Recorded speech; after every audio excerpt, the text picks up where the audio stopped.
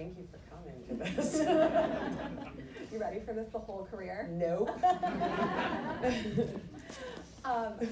Well, okay, let's start. This is a career retrospective, so let's start at the beginning. You famously, the sort of inception story, you you made a PowerPoint Yes. for your parents. Yes. My mom is here tonight. Oh my God.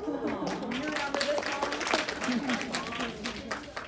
But before then, before you sort of decided that it was something you had to do, what were the things that told you that it was something that called to you?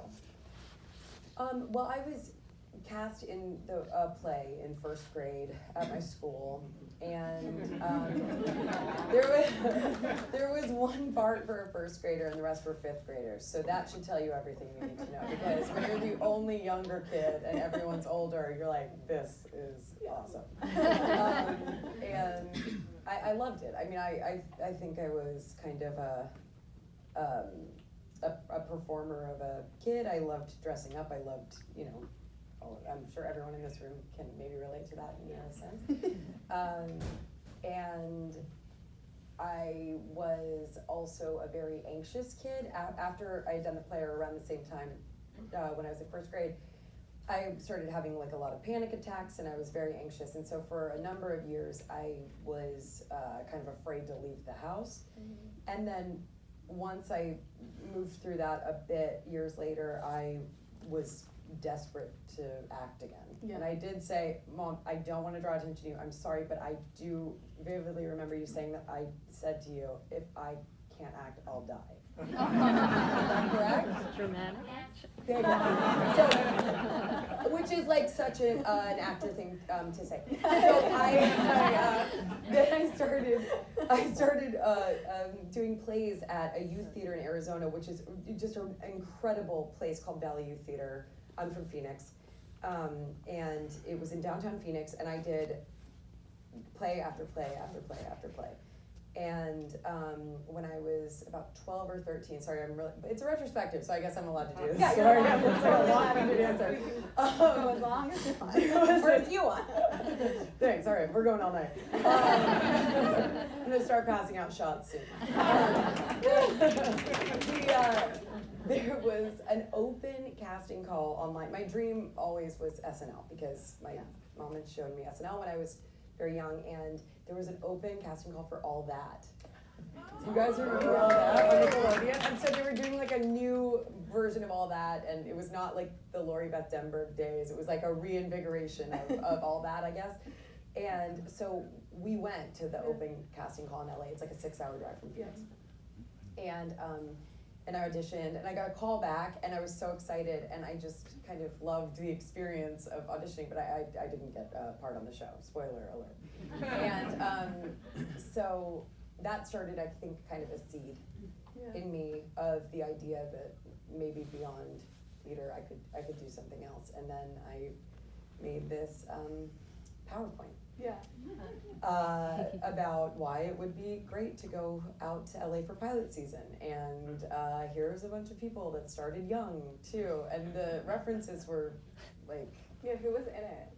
Sarah Jessica Parker, and who else was in it? Sorry, Mom. Oh, okay.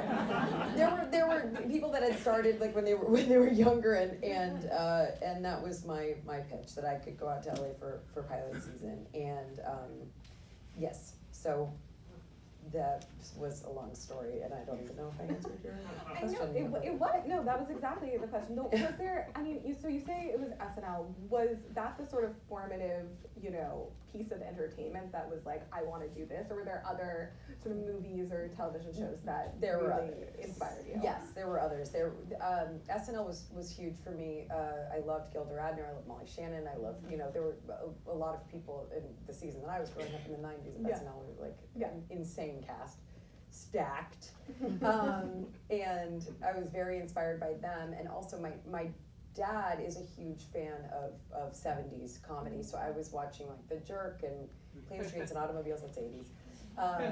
And Animal House and Caddyshack and those types of movies, probably too young. And I fell in love with Steve Martin. But then again, and Bill Murray, but that leads right back to SNL. So I was really, those people were super, super inspiring to me. And that was always kind of my dream. I don't think necessarily to be an SNL cast member, but to do comedy. And hence all that, and etc.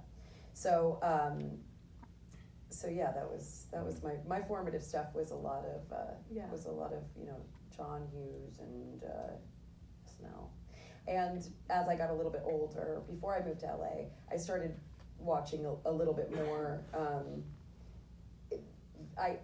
When I was like 14, 15, I was introduced to silent comedy, which blew my mind, and then more kind of 60s, 70s comedy, Billy Wilder world, and it was, I don't know, things just sort of expanded from there. We're gonna come back to silent comedy, I think, okay. when we talk about core things. But I do wanna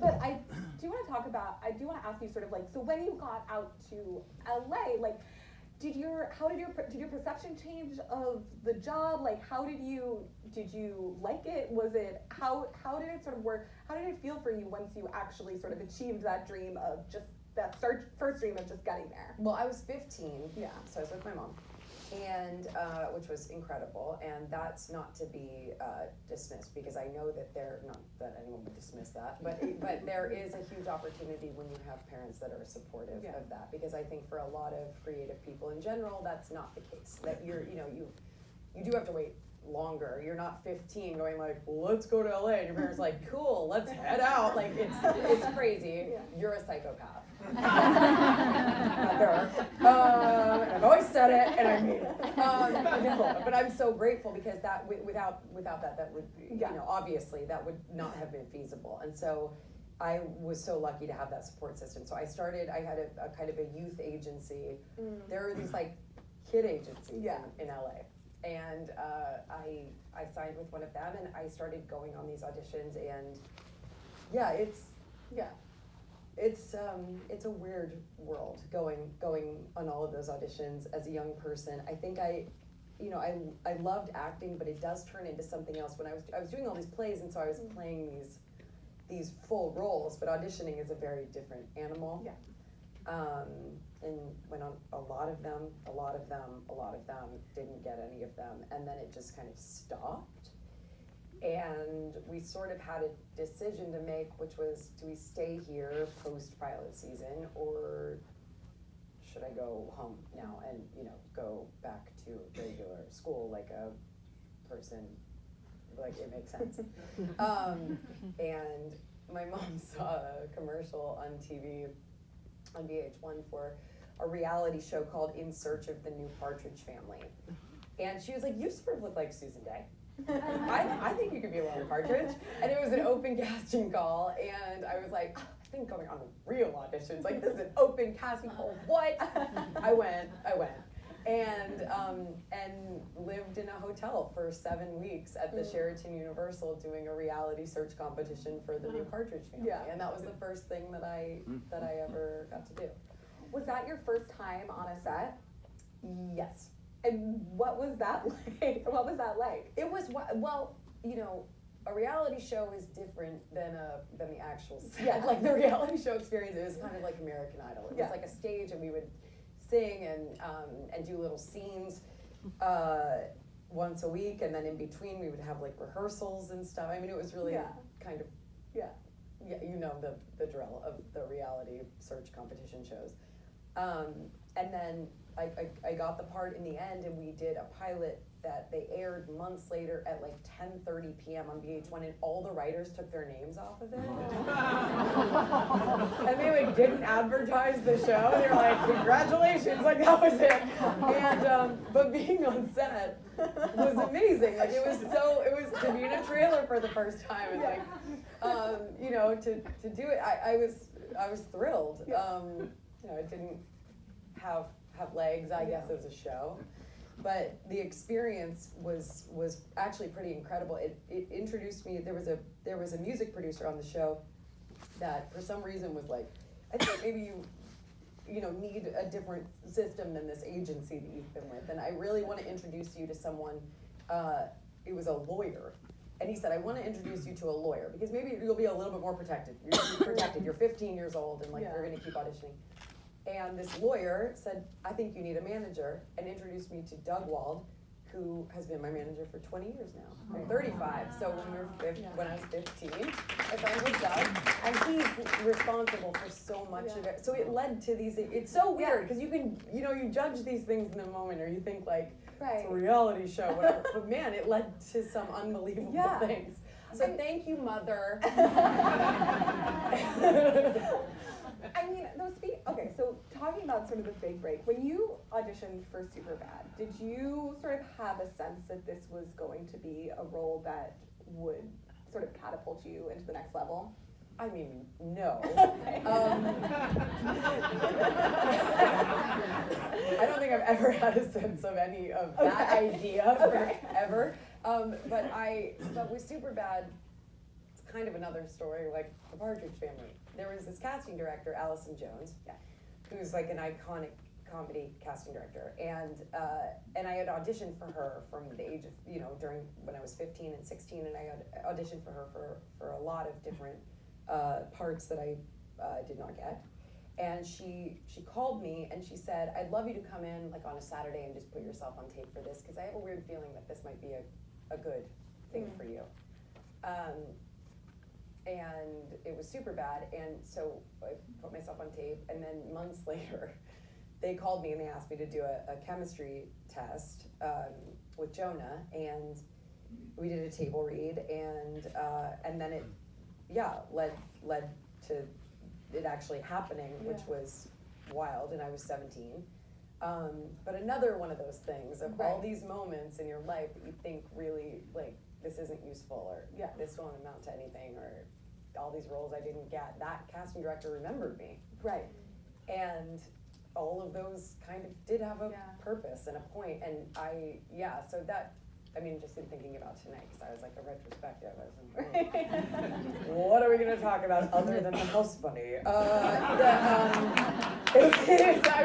That's a great performance. Oh, thank you. I love the house bunny. But you know, there are. The house bunny. Yes. Thank you. We got to tell Anna.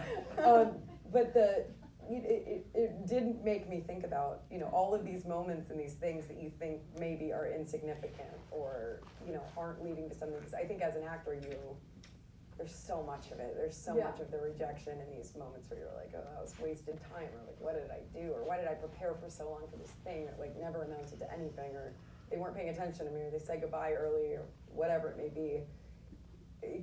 It all kind of does count and matter, because it does eventually kind of accumulate. It teaches you a lot along the way, and you don't know exactly what will happen down the line in those experiences. Well, I mean, so speaking of sort of those early films, like you're working with these comedic talents. You wanted to do comedy, but you're working with Judd, you're working with Seth, you're working with Evan, you're working with Anna. How did you feel like sort of your sense of your own comedic like talent persona was developing as you were sort of like learning alongside these people? God, that's a good question. I don't know. I was very, and this was also very much the style of the time, like that kind of 2005 to 2012 comedy was so improv heavy. Yeah. There's a lot of improv. You remember all of those movies were like one person one-upping each, you know, and I had done improv in this youth theater, in Valley Youth Theater, and so improv was like, I can get in there and I'm gonna improvise, and so there was a lot of that happening, but getting to improvise with these people who really had done this, you know, at a very high level for a long time was interesting, like learning how to sort of match wits, or know when to step back, or when to let them have a moment, or when it was your turn to kind of get in there. It was cool to have those opportunities in that comedy era, because it wasn't super reliant on the script. Right. And I was, so I think that that sensibility was forming until the point where I learned I don't want to improvise anymore. Really? So Yes. what was that moment where you're Yes. like, I don't want to do this? Like, A couple years in, I was like, I just want to say what's in the script, like a really, really great thing that's just right there, and I just memorize it and I just go for it, and that was Easy A. okay. So that was when I read Easy A, I was 19. I did that when I was 20. Yeah. I read that when I was 19, and I read that script, and I was like, holy shit. Yeah. This is insane. I was completely in love with this character. That was the first time I really read a script and fell in love with the character and was like, I don't know what I'll do if I don't get to play this. It was also your sort of first leading role, like where the movie was sort of entirely around you. But I was begging for it, like begging for it. I was like, I am begging you. I saw the script and I was like, have they started auditions yet? And they were like, no. And I was like, if I am not the first person in their audition, I don't know what I'll do. Like I was really losing my mind for it, and so I went and I auditioned for Will early on, and yeah. So that was the first time where I was like, it's all on the page. It's all there, and if I can just memorize what it is, if I can treat it like a play, I don't need to make anything up. It's just there for me. That was the first character where I really had the. What made you fall so in love with Olive? And Oh my why- God! I know What? that- Who wouldn't be in love with Olive? But when you were She's young- the best. I love her so much to this day. Just she's wise beyond her years. Yeah. She's in it but not of it. Yeah. In her world, she can sort of take a bird's eye view of her circumstance. She's funny and witty and emotional, and she was so complex, and it was comedy, but it was very heartfelt, and the script that Burt V. Royal wrote was just so beautiful, and I was just, I don't know, I just absolutely, I loved her. What was it like getting on that set where it was your first leading role, and it was the first, time that the movie, you were the big face on Traumatizing. Once I was actually there, I was beyond crazed. I was 20 and I didn't know what that would be, and I was sleeping like 5 hours a night, and I was extremely, extremely anxious in this phase of my life. And I was, the thing that was fascinating about it, and this is something that I learned, I guess, in childhood too, was that acting is sort of, it's not therapy for me, it's like a meditation for me, because it all you have to do is be present. Yeah. And so I was a crazy person, except for when we were rolling. And then I could go completely into it, which maybe in some ways is kind of sick. Like the compartmentalization is kind of weird. Like what you do to your mind. You know that phrase Dr. Theater, where it's like you're sick as a dog and then you go on stage and you're like, I'm great. Yeah. It's crazy. It's a weird quality that actors have, but it's also kind of amazing because, your ability to sort of snap into a different headspace or zone really is meditative. Yeah. But also a little weird, because then you're back out of it and you're like, and they're like, okay, we're rolling, and I'm like, what? What are you doing? Whatever, like playing Olive. It was very strange. But I did definitely put a lot of pressure on myself, and it was also the first time I had a really, thankfully, amazing collaboration with the director. Okay. Because Will Gluck, who directed Easy A, is kind of like a big kid, and we sort of had this brother-sister dynamic where we could really antagonize each other, and we could kind of fight and make fun of each other and really work it out together.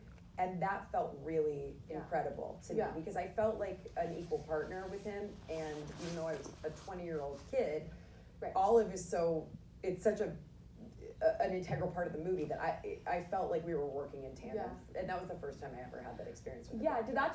Did the experience with Will sort of shape how you look for directors and how you look for collaborations in the future? It did eventually, but before that, I was like, oh my God, if there's like, because a lot of these, that was Will's second movie, and the, Superbad, it was Greg's second movie. And I'd worked with a lot of directors who it was either their first or their second film Right. at that point. And I was like, whoa, wouldn't it be crazy to work with these directors who have done tons of films? Like, what would Right. I learn? Or these films that I grew up watching. And that was interesting Yeah. in some ways. That also wasn't necessarily fulfilling in the ways Yeah. that I thought. But I was in my early 20s, Yeah. and I was like, if I'm getting these opportunities, I better take them. Yeah. And I did until I burnt myself out so badly that I hated acting. And I was 25, Yeah. and I had done all of this stuff that hadn't felt that great. Yeah. Some of it was good, and some of it wasn't. And I was like, I've seen people take a passion, something that they love, and turn it into work and hate it. Yeah. And I was terrified. I was Yeah. like, is that what happened to me by the age of 25? Like, I got all these opportunities. I should be so lucky. And I'm like, I resent this thing. Yeah. And that's when I got the chance to do cabaret. Right. And doing cabaret changed everything for me. Sorry, I'm just talking. Do you No, have more questions? I do.